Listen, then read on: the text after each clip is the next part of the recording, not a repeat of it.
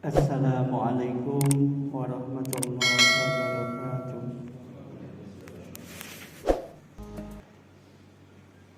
Alhamdulillahirabbil alamin. Allahumma bika asbahna wa bika amsayna wa bika nahya wa bika namut wa ilaikan nasir. Asyhadu an la ilaha illallah wa asyhadu anna Muhammadar Rasulullah. Allahumma salli wa sallim wa barik ala Muhammad wa ala alihi wa ashabihi ajma'in. Bapak Ibu jamaah salat subuh Masjid Al-Muhajirin yang berbahagia rahimakumullah. Alhamdulillahirabbil alamin, bersyukur kita karena nikmat Allah yang tiada terkira. Insya Allah kita dipilih menjadi hamba-hamba Allah yang hebat. Bagaimana tidak hebat? Begitu bangun tidur tadi, kita sudah berniat bangunnya karena hendak taat kepada Allah untuk sahur, kemudian sholat subuh, kemudian selama sehari penuh kita berniat untuk taat kepada Allah, menjalankan perintahnya yaitu ibadah puasa sampai nanti menjelang maghrib, dilanjutkan dengan isya, kemudian sampai tidur kembali. Tidak ada hari yang bangun tidur sampai tidur lagi dengan niat taat kepada Allah. Ini kalau tidak di bulan puasa mungkin akan sangat jarang kita temui. Maka alhamdulillah kita bersyukur kita dipilih menjadi hamba-hamba yang senantiasa taat kepada Allah. Semoga ini bisa kita pertahankan sampai kelak ketika Ramadan telah berakhir. Allahumma amin. Bapak Ibu yang berbahagia rahimakumullah, pada kajian yang kedua ini kami akan lanjutkan. Yang kemarin kita sudah mengkaji tentang hakikat puasa yang pertama, yaitu puasa adalah perintah untuk tidak melakukan. Insya Allah dengan perintah ini kita diberi pelajaran untuk bisa mengendalikan diri. Sehingga orang yang bisa mengendalikan diri seolah-olah ia bisa mengendalikan dunia.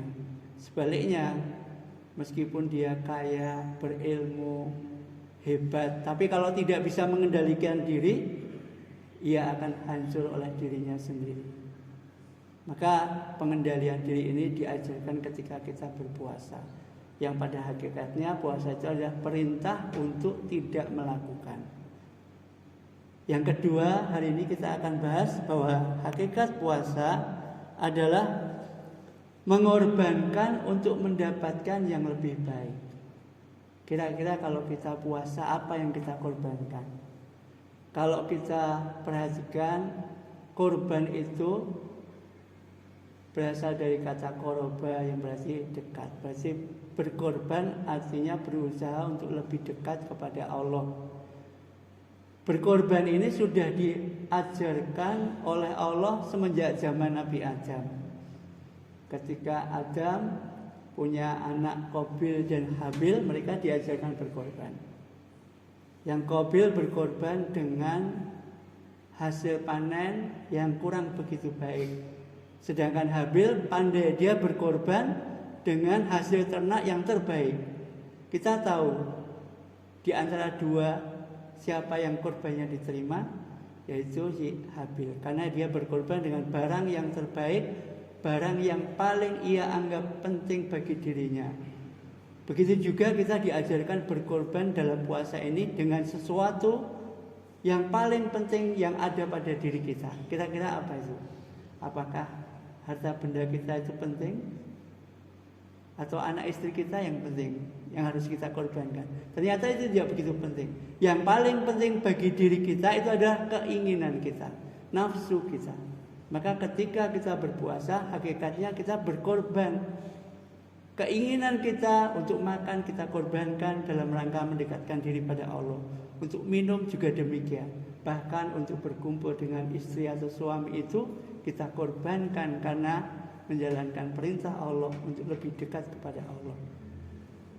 Pada hakikatnya puasa adalah pengorbanan untuk bisa mendapatkan yang lebih baik, yaitu karunia Allah, ridha Allah di dalam hidup kita.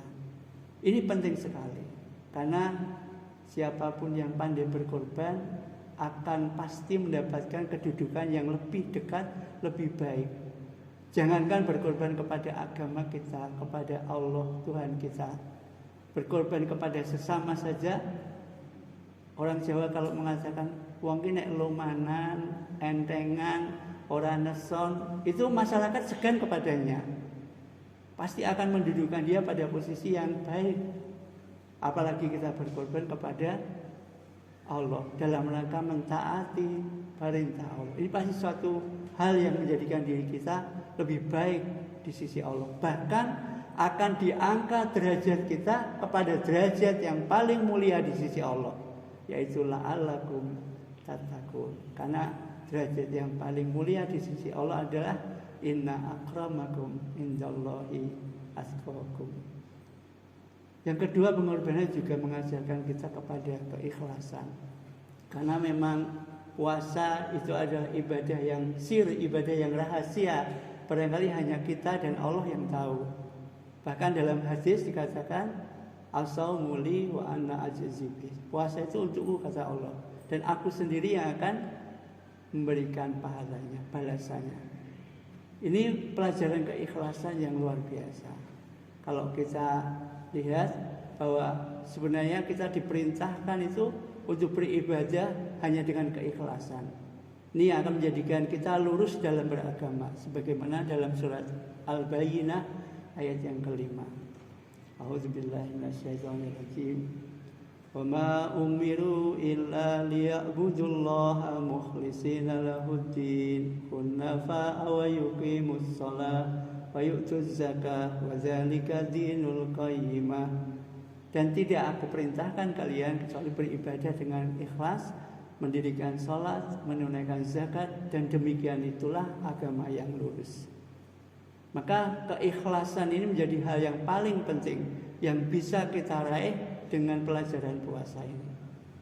Bahkan para ulama mengatakan al-ikhlasu ruhul ibadah. Ikhlas itu adalah ruhnya ibadah. Sebanyak apapun kita beramal, beribadah, tapi kalau tidak disertai dengan keikhlasan, ibarat jasad tanpa ruh. Gantenge kaya ngopo, ayune uleng-ulengan, kalau tidak ada ruhnya, maka tidak ada orang yang mau, tidak ada gunanya. Maka pentingnya keikhlasan itu. Bahkan untuk menjadikan kita lebih bisa menjalankan keikhlasan, para ulama menggambarkan keikhlasan itu laksana musafir yang berjalan di padang pasir.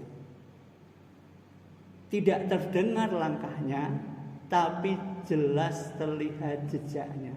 Orang yang ikhlas kadang-kadang tidak diketahui oleh orang lain, tidak perlu didengar amalnya, karena dia yakin bahwa jejaknya pasti terlihat.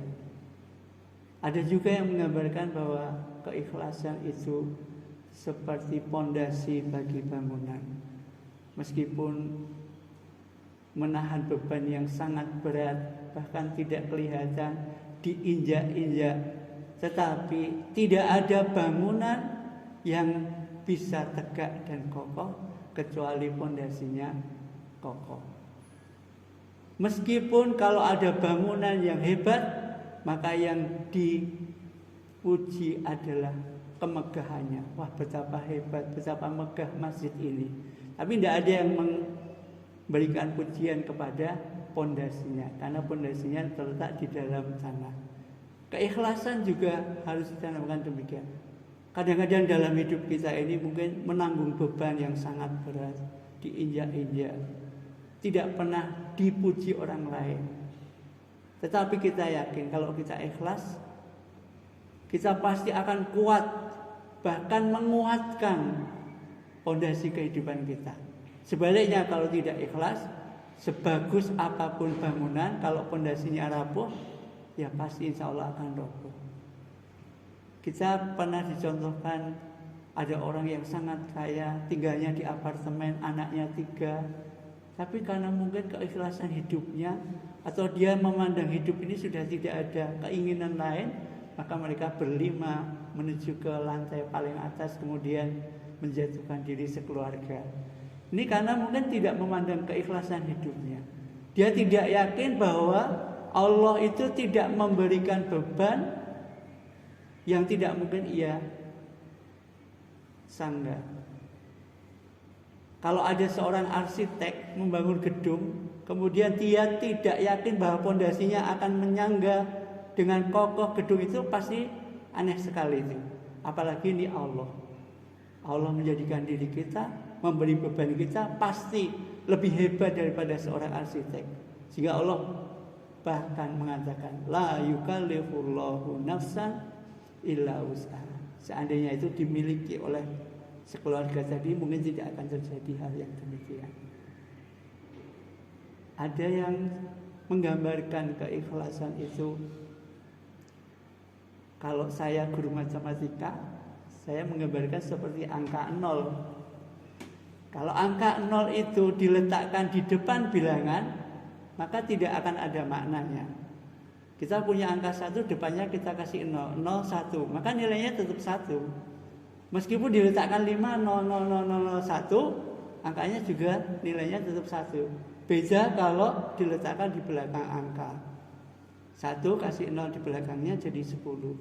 0-nya 2 jadi 100, kalau 3 jadi 1000 dan seterusnya.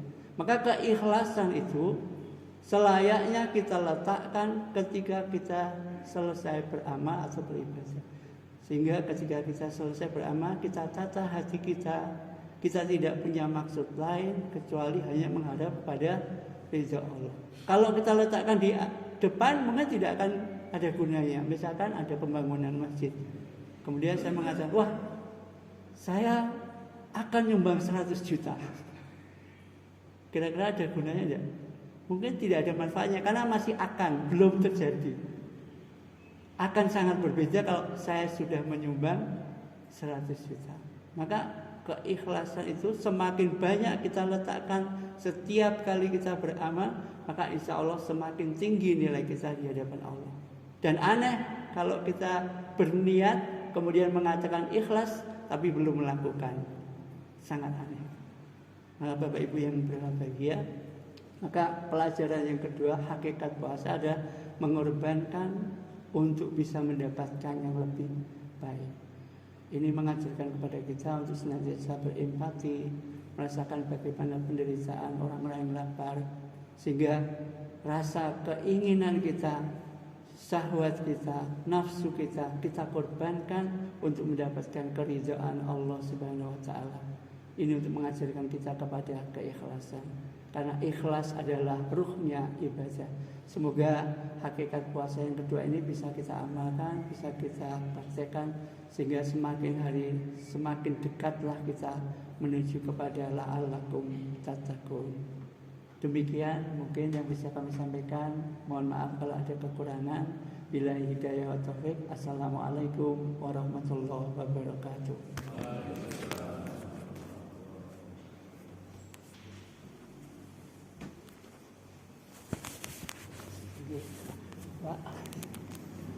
Siapa yang mau tanda tangan? Taufik.